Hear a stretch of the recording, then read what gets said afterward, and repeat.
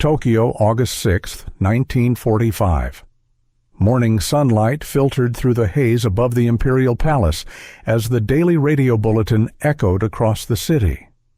The voice of the NHK announcer remained calm routine reports from China movements in the Pacific, reassurance that Japan's spirit still outweighed America's factories.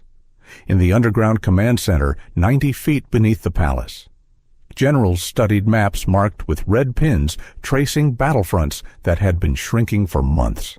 They believed the same thing they had believed since Pearl Harbor, that the United States was a nation of consumers exhausted by a war it did not understand.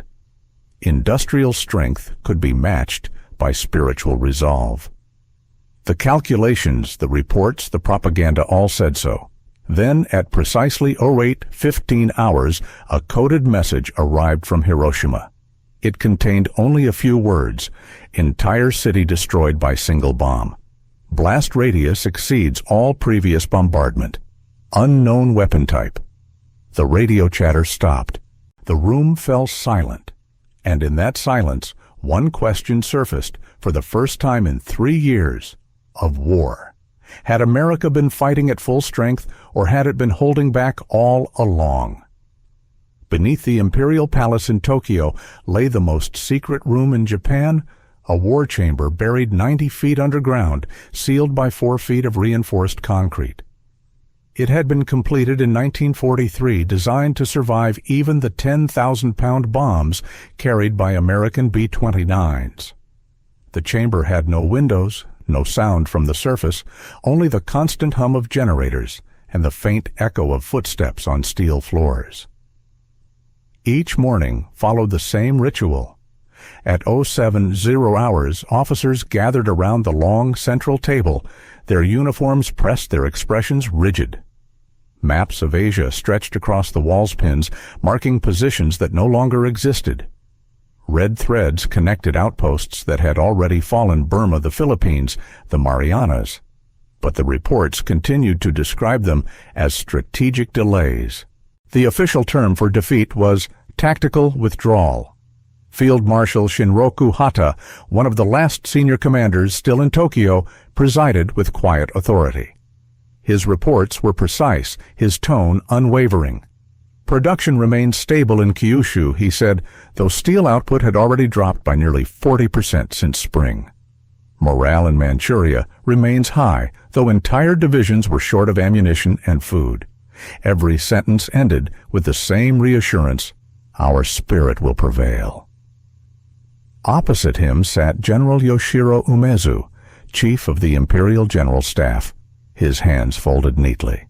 He believed, as many did, that conviction could bend the laws of physics, that discipline could compensate for the loss of fuel and machines. The Americans, he had said more than once, possess industry but lack endurance. Their comfort will destroy them before our courage fails. Around the table, heads nodded, not from belief, but from necessity. Admiral Suimu Toyota, commander of the Navy General Staff, stood before the large Pacific map tracing blue lines that once marked Imperial supply routes. Most were gone. By August 1945, the Imperial fleet had lost over 70% of its vessels, and merchant shipping was down to 1/3 of its pre-war capacity. Yet even Toyota repeated the same phrase when asked about the naval situation: our sailors will fight to the end. At 08:00 hours, the daily briefing began. Reports arrived in sequence: weather, industry, transport, casualties. The rhythm of routine gave the illusion of control. In that underground chamber, time was measured not by clocks, but by repetition. Then, at 08:15, the pattern broke. A young communications officer entered, breathing hard, a decoded message trembling in his hand. He approached Umezu, bowed, and placed the sheet before him. The general read aloud: entire city destroyed by single bomb. The room froze. The hum of the generator seemed louder now. Hata frowned. A single bomb, he said slowly. Perhaps a transmission error. Confirm the source. The officer swallowed. Source: Hiroshima Regional Command, sir. Message ended abruptly at 08:16. Umezu read the words again. His expression did not change, but the room had already begun to tilt toward disbelief. Toyota leaned forward. "How many aircraft radar reports?" "3, sir." 3 aircraft. 1 city erased. The arithmetic failed immediately. They all knew the figures of B-29 carried up to 10 tons of ordnance. The largest raids on Tokyo had required more than 500 planes and 1,600 tons of incendiaries to burn 16 square miles. Hiroshima covered 27 square miles and held roughly 350,000 civilians, plus a garrison of $40,000. Hata spoke at last. "Prepare a full analysis," he ordered, his tone steady by habit alone. "It will be clarified shortly." The men nodded, relieved to hear procedure instead of fear. Within minutes, teleprinters resumed their clicking, transmitting routine reports, while the decoded message lay untouched at the center of the table. Above them, Tokyo stirred to another ordinary day. The NHK morning broadcast repeated the familiar assurance, "The empire endures."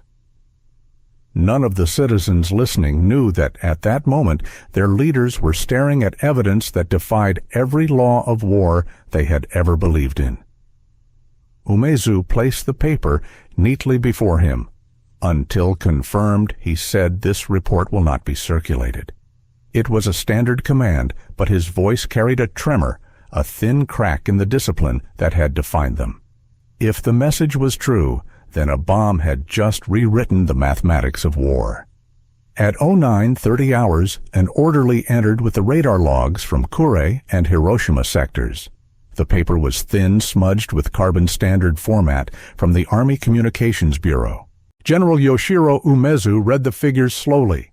3 B-29 contacts, altitude 31,000 feet detected between Air 809 and Air 813. No escort groups, no secondary formations, 3 aircraft flying in perfect line from the south. Field Marshal Shinroku Hata leaned back, hands clasped. 3, he repeated, not as disbelief, but as refusal. He had seen Tokyo burn under 334 bombers in March, when 1,665 tons of incendiaries had erased 16 square miles and killed over 100,000 civilians. He knew the arithmetic of destruction. 3 aircraft could not do this. The staff analysts gathered their notes pencils, scratching across the map of Honshu. They compared known bombardments, Yokohama, Nagoya, Osaka, each requiring hundreds of planes, thousands of tons of explosives, coordinated over hours. Within minutes, they produced a back-of-map calculation to cause the total devastation described in Hiroshima's final transmission would require at least 5,000 tons of ordnance, the load of 500 aircraft. Umezu set the paper down. "Then the report is impossible," he said. No one argued. Admiral Suimu Toyota stood beside the wall map of the inland sea, his finger tracing the radar arcs. "Our instruments are sound," he said. 3 aircraft departed the Marianas Islands at dawn, 1 hour before sunrise. No deviation, no additional signals. The readings were confirmed by Kure, Fukuyama, and Shimonoseki stations. He paused. 3 aircraft, no more. The words landed like debris after an explosion. If the data were true, the weapon was beyond any known scale. A meteorologist from the Japan Meteorological Agency arrived soon after, his cap still damp from the drizzle outside. "The cloud above Hiroshima is rising through the stratosphere," he reported. "Over 40,000 feet, possibly 45,000, colors alternating between white, violet, and orange." He hesitated. "It does not behave like smoke. It seems self-luminous." Hata pressed his fingers to his temples. "An ammunition depot, perhaps. Secondary explosions," he said, though even he could hear the hollowness in his voice. By 10 Zurzur, the room had grown stifling. Clerks moved papers that no longer mattered. Logic, the only weapon they trusted, was failing. A young lieutenant from the signals division broke the silence. "If it was truly one bomb," he murmured, "then it is not a bomb. We know." The line froze the room. Umezu looked up, not angry, only tired, and said nothing. Toyota crossed to the communications table, adjusted his headset, and signaled the Iwakuni Naval Air Station only 20 miles from Hiroshima. The line cracked with static, then went dead. After several attempts, he lifted the earpiece away. "No response," he said. Radio silence from Hiroshima Kure and all surrounding sectors. Every frequency silent. The words fell heavier than any order. Officers stopped writing. The hum of typewriters halted mid-stroke. Umezu exhaled. Continue attempts at contact. He said at last, his voice steady but thin, "Do not release this information beyond this room." Above the bunker, Tokyo's morning drizzle turned to rain, darkening the dust from the previous night's B-29 incendiary raid. In the courtyard, soldiers stood guard as if nothing had changed. Beneath them, the men who ruled an empire stared at data that no longer fit within reason. Shortly before noon, a final message arrived from the Western Defense Command reconnaissance pilots near Osaka had sighted a vertical column of smoke visible from over 150 miles away. The report described a column rising like a pillar of fire, expanding at 7,000 meters per minute, glowing in iridescent white and violet. The message ended with one line, "Source of phenomenon, Hiroshima." Toyota placed the telegram on the table, aligning it precisely with the edge. "Gentlemen," he said, "the radar is correct." No one replied. The generator's low hum filled the silence steady as a heartbeat that had forgotten its purpose. For 3 years they had believed that spirit could triumph over machinery, that courage could balance the arithmetic of steel. But what now confronted them was not machinery. It was something no doctrine, no courage could measure. The teleprinters clattered again, reporting nothing new. The rain outside deepened to a soft, endless hiss. In that sound, logic surrendered first, then belief, until only silence remained. While Tokyo searched for an explanation, reconnaissance pilots flying over the southern coast of Honshu finally saw what no theory could explain.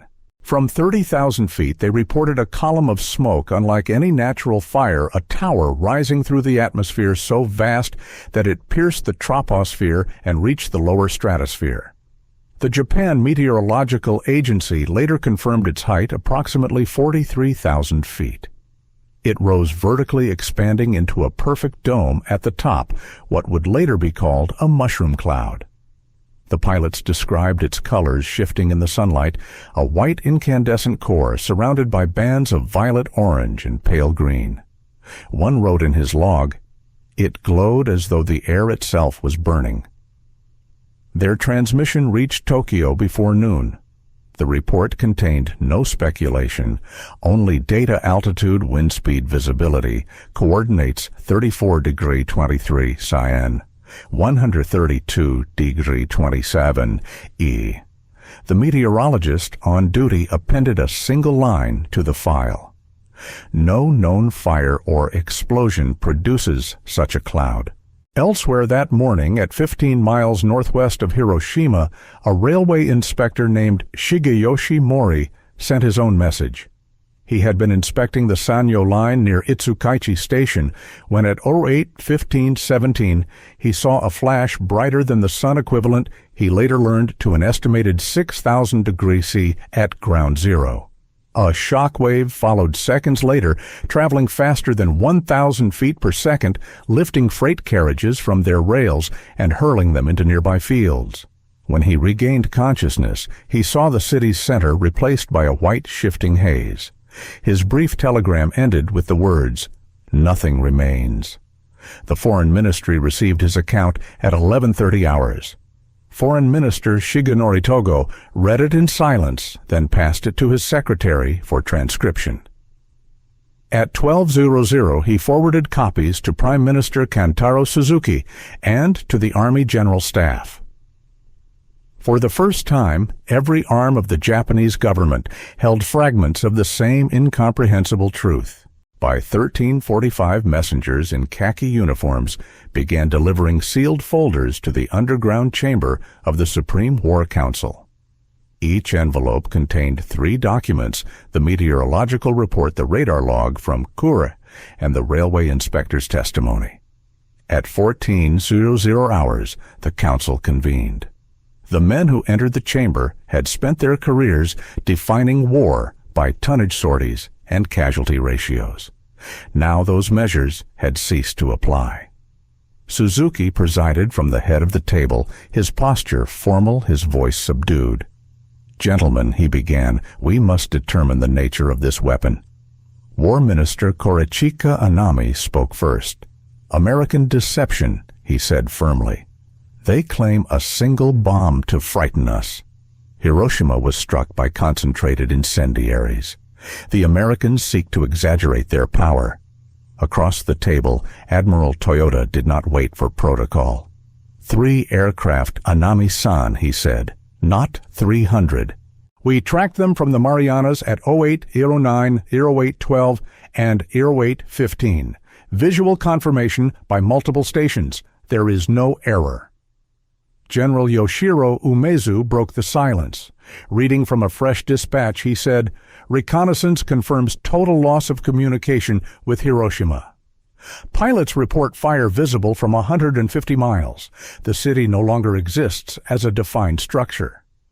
His voice faltered on the final phrase. No one spoke.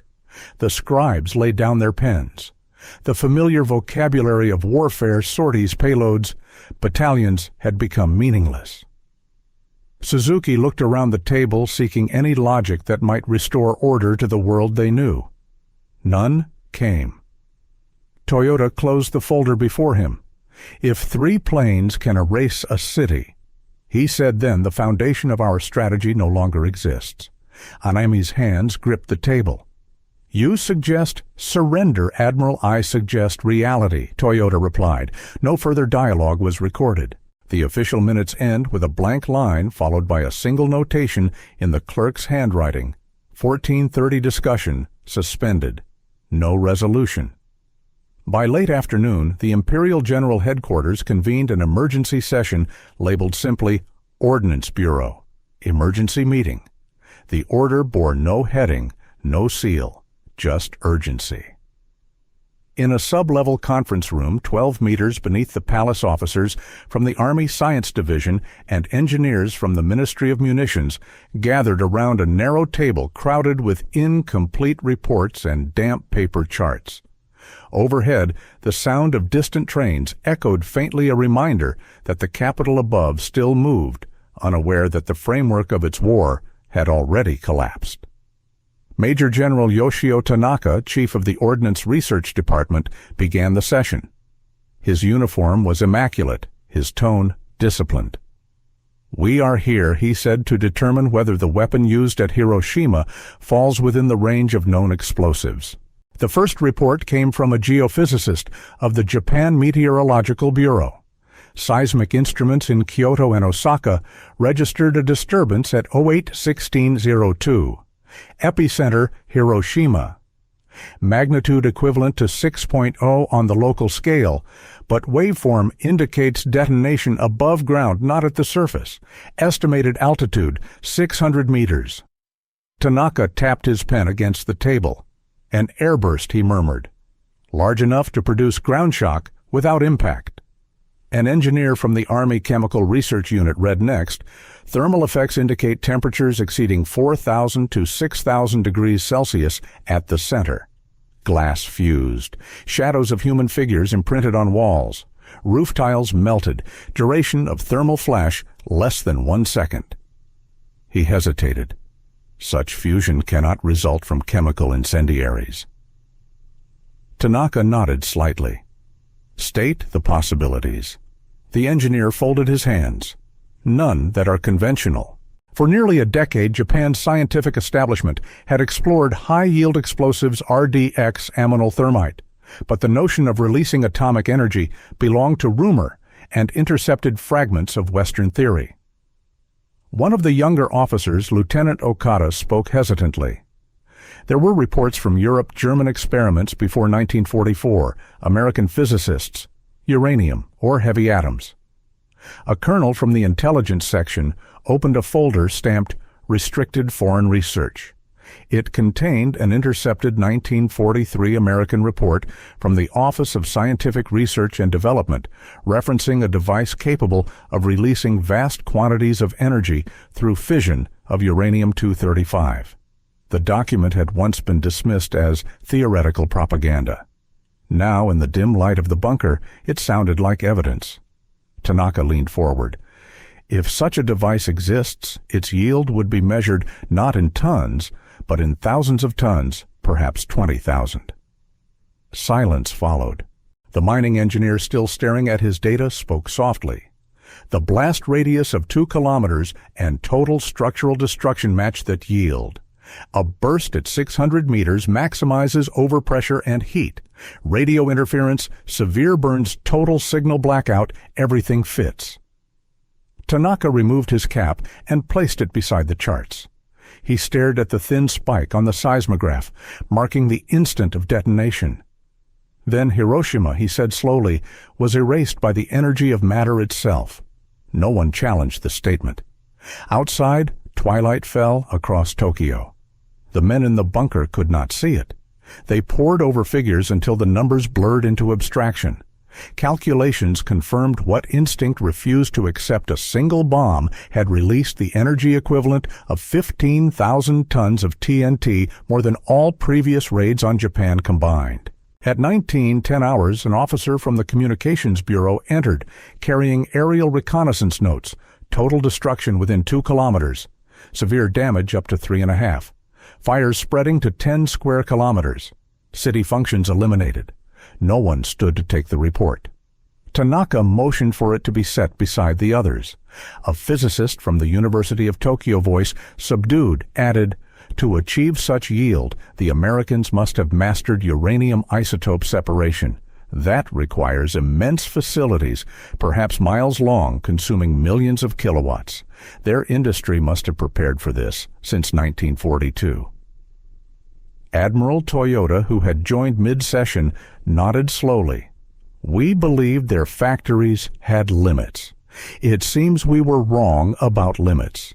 There was no outrage, only recognition, a slow sinking understanding that the war Japan had fought existed on a smaller scale than the one that had just begun." At 20 Saburo hours, the meeting adjourned. Papers were gathered, charts rolled up, nothing resolved. The minutes ended with one line: "Further analysis required subject to verification." Tanaka remained seated, eyes fixed on the seismic chart. "Not contact," he murmured. "Not impact.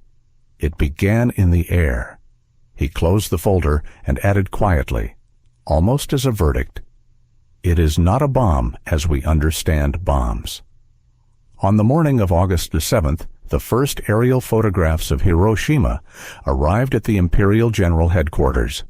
The prints, intercepted from Allied broadcasts and reprocessed by Japan's Reconnaissance Division, were grainy but unmistakable. Spread across the long conference table, they revealed what words could not: 4 square miles of city reduced to ash, over 90% of buildings, destroyed bridges gone, and rivers choked with debris. Hiroshima's once distinct grid of streets had turned into a pale, featureless scar across the delta. General Yoshiro Umezu lifted one photograph toward the light. The pattern of ruin was uniform, circular, not scattered as in previous raids. No craters, he observed, no directional blast marks. Everything leveled evenly. Engineers confirmed the obvious implication: an explosion in mid-air designed to destroy by pressure, not impact. Major General Yoshio Tanaka, still carrying his notes from the night before, spoke softly. "We are looking at energy, not firepower." No one answered. That afternoon, coded intelligence from Switzerland reached Tokyo. The Americans had issued a statement claiming responsibility for the use of an atomic bomb, a weapon that harnessed the power of the atom itself. The phrase passed through command circles like an infection genbaku. Few understood the science, but every man in the room understood the scale implied by it. Foreign Minister Shigenori Togo recorded in his diary that evening, All that we have believed in industry morale endurance has been rendered meaningless by one device. If such weapons can be built in quantity, no nation can resist. The next morning, August 8th, a new telegram arrived from the north. The Soviet Union had declared war on Japan, invading Manchuria with over 1 million troops under Marshal Vasilevsky's Far Eastern Command.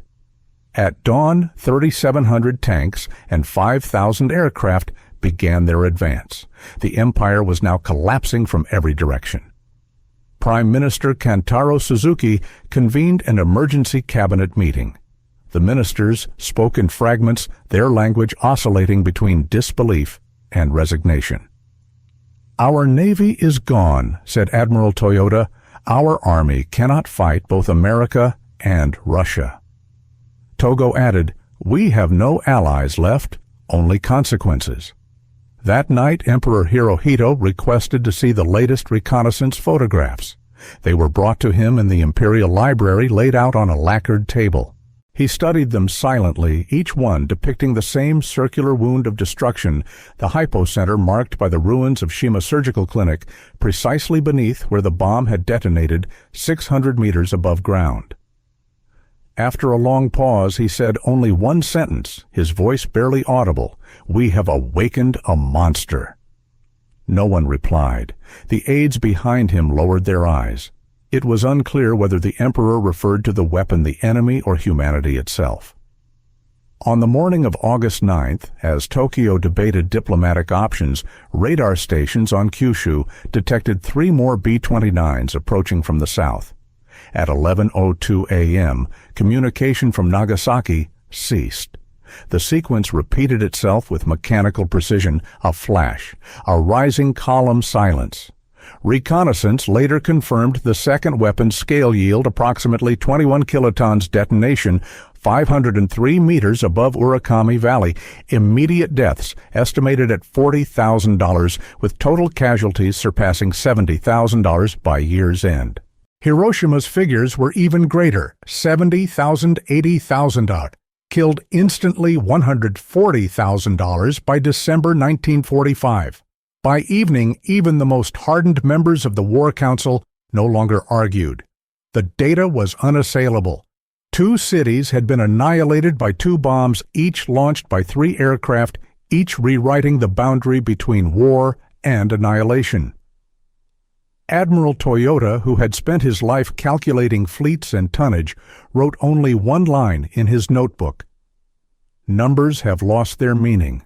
Togo added in his diary, "The war has ended, but we have not yet admitted it to ourselves."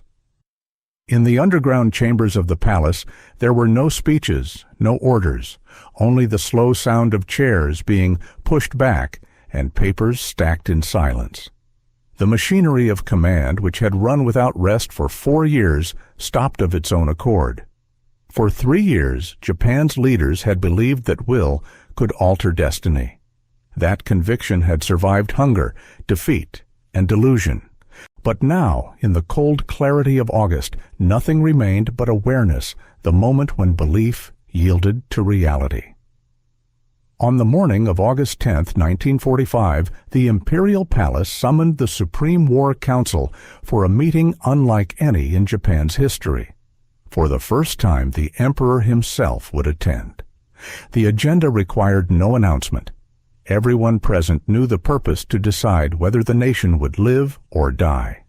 The men Prime Minister Kantaro Suzuki, Foreign Minister Shigenori Togawar, Minister Korichika Anami, Admiral Suimu Toyoda, and General Yoshiro Umezu took their seats beneath the flickering lamps.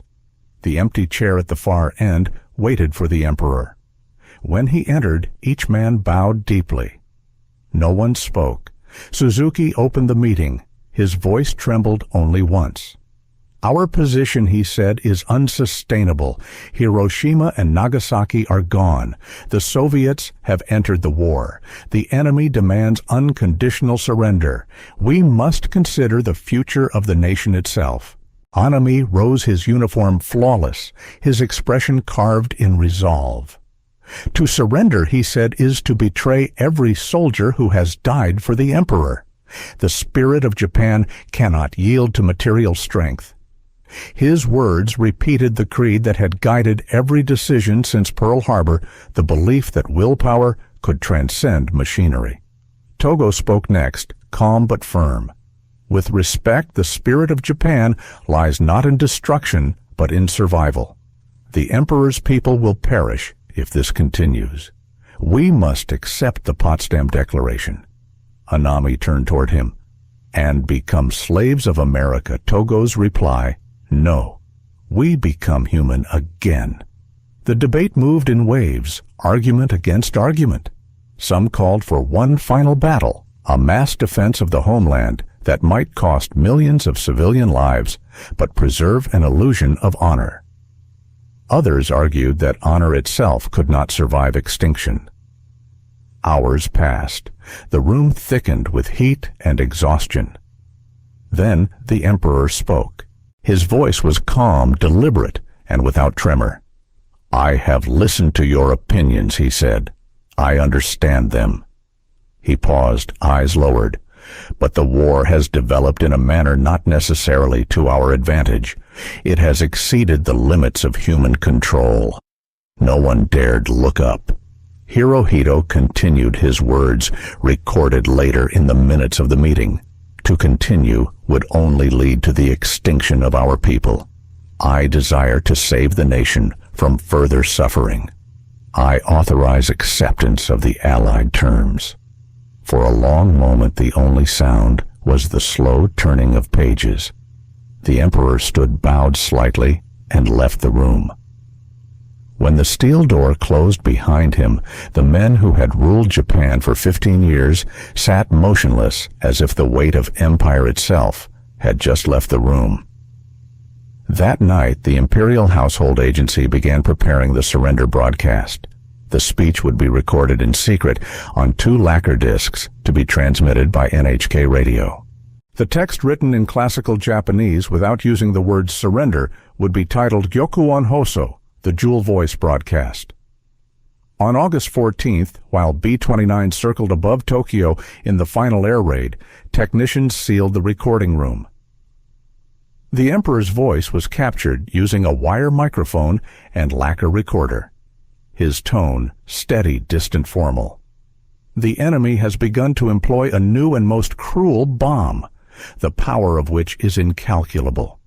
Should we continue to fight it, would result in the ultimate collapse of the Japanese nation and the obliteration of human civilization. The following day, August 15th, at 12:00 noon, his voice was broadcast across the empire. Radios in factories, schools, and military posts crackled to life. Few had ever heard it before. Some soldiers wept, others simply bowed toward the sound. The Emperor spoke of enduring the unendurable and suffering the insufferable. When the broadcast ended, Tokyo fell into a silence deeper than defeat. In the bunker beneath the palace, the same men who had received the first telegram from Hiroshima listened in that stillness.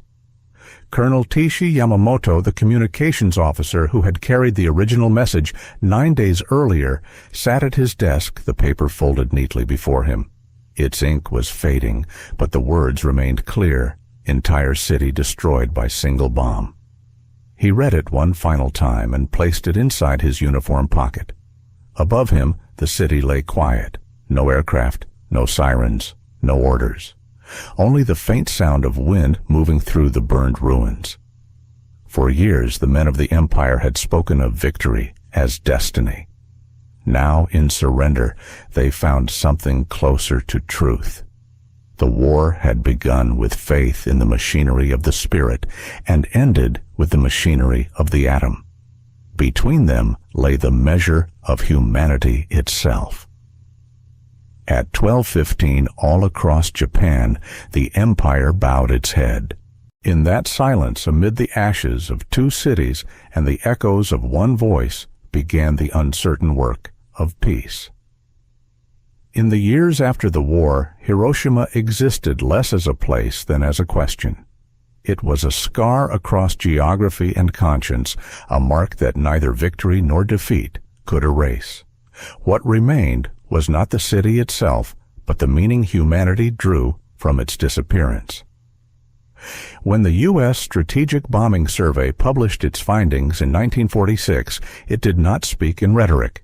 It spoke in data. 69% of the city's structures completely destroyed, 76,000 buildings consumed, and nearly 140,000 dead by year's end.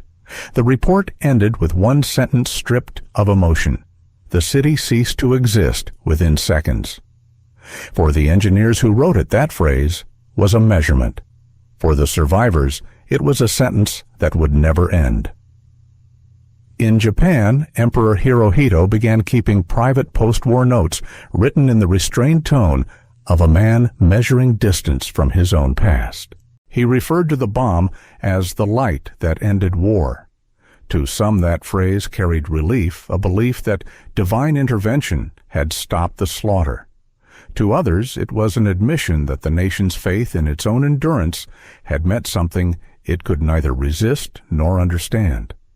In the emperor's silence, historians would later find the same paradox that defined the entire atomic age, peace achieved through annihilation. Across the Pacific in Washington, General Leslie Groves, who had directed the Manhattan Project, wrote that the atomic bomb was a weapon that could not be uninvented. He argued that it had shortened the war by months and saved millions of lives that would have been lost in invasion. Yet even among those who built it, there was unease. J. Robert Oppenheimer, standing in the New Mexico desert after the first test, had recalled a line from Hindu scripture. "Now I am become death, the destroyer of worlds." He later told a congressional committee, "Physicists have known sin, and this is a knowledge they cannot lose." The contrast between Groves's pragmatism and Oppenheimer's remorse became the moral geometry of the New World, between calculation and conscience, between the measurable and the human. The Danish physicist Niels Bohr, who had fled Nazi-occupied Europe and advised Allied scientists, wrote in 1945, "Mankind has learned to handle the atom, but not itself." Bohr believed that the discovery was not only scientific, but psychological, a revelation that human intellect had outpaced human maturity. His warning went largely unheard. Within 4 years, the Soviet Union tested its own atomic bomb. Within 7, the United States detonated the hydrogen bomb, releasing 10 million tons of TNT equivalent energy, 1,000 Hiroshimas, in a single flash. For Shigenori Togo, Japan's wartime foreign minister, the bomb's meaning was political as well as personal. In his prison diary after the war, he wrote, "The Americans achieved with one device what our entire faith could not, ending the war not by exhaustion, but by revelation." Togo believed that Hiroshima had forced Japan to confront what its leaders had denied, that modern war was not a contest of courage, but of systems. Among the survivors, the Hibakusha memory took a different shape. They remembered not theory, but heat. One woman, a nurse named Setsuko Nakamura, testified before the Red Cross investigators. "The light was so bright, I thought the sun had fallen." Another survivor, Shigeko Sasamori, recalled seeing people whose skin hung from their arms like cloth. Their testimonies became the moral counterweight to every technical report and every military justification, proof that the destruction of a city could not be spoken of only in numbers. As the United Nations formed in 1945, one ruined city became both symbol and warning. Delegates debated how to control nuclear technology, but no law could contain an idea already known. The knowledge of splitting the atom had passed beyond nations. It belonged to the species. The Cold War that followed was in essence a continuation of August 6th, a conflict fought not for territory, but for the right to define fear itself. That morning's destruction stood at the intersection of invention and morality. It proved that progress without restraint leads not to mastery, but to dependence on destruction. Scientists called it critical mass, the point at which a reaction becomes unstoppable. History had found its own version of that threshold. Looking back, decades later, Oppenheimer wrote to Bohr, "We have made a thing that carries its own justification and its own warning." It was the closest he came to confession. Today, the Peace Memorial marks the exact coordinate of the blast 34°23 Gin, 132°27 E. Visitors still walk beneath the Genbaku Dome, the lone structure left partially standing within 2 kilometers of the center. Its steel frame bends inward like a gesture of surrender. Each August 6th at 8:15 a.m., a bell rings once across the city.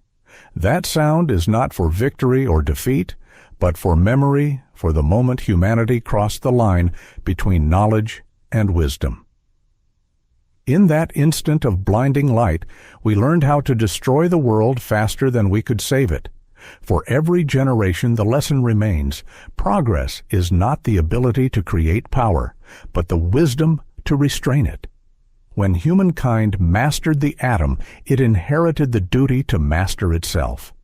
If we can summon the brightness of the sun on earth, if we can hold that light in our hands, who then will command mankind?